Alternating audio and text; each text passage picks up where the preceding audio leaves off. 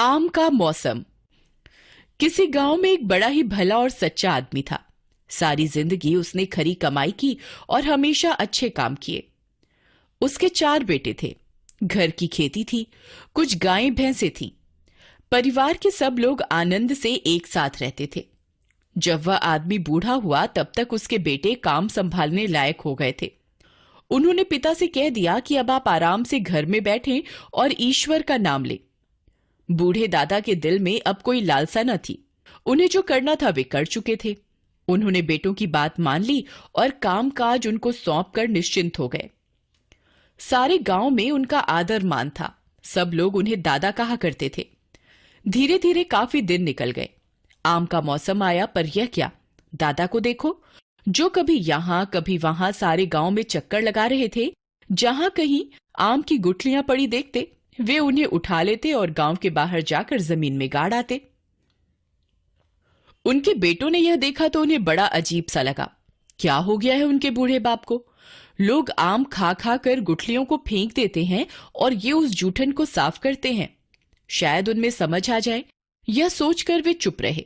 जब उन्होंने देखा कि उनके पिता लगातार वह ओछा काम करते जा रहे हैं तो उन्हें बड़ा बुरा लगा। गांव वाले दादा को देखकर हंसते, कहते, बूढ़े की अक्ल सठिया गई है। भला ये भी कोई बात है कि गली गली घूमते फिरो और कूड़ा इकट्ठा करते रहो।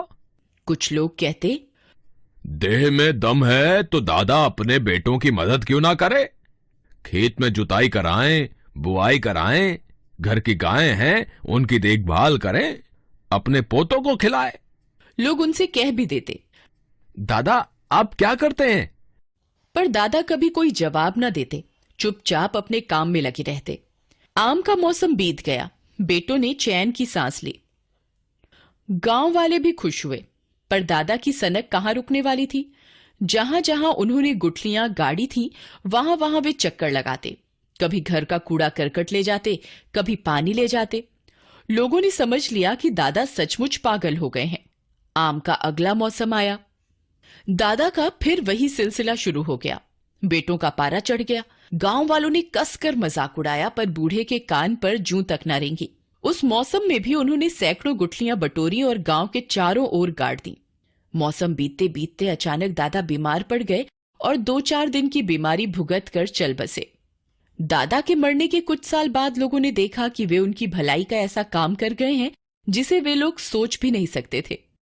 गांव के चारों ओर आम के बाग लहलहाने लगे। जिसे उन्होंने दादा की सनक या पागलपन समझा था, वह वास्तव में उनकी दूर की सूझ थी। आम के मौसम में जब पेड़ों पर फल लगते हैं, तब गांव वालों को अपने दादा की बहुत याद आती है।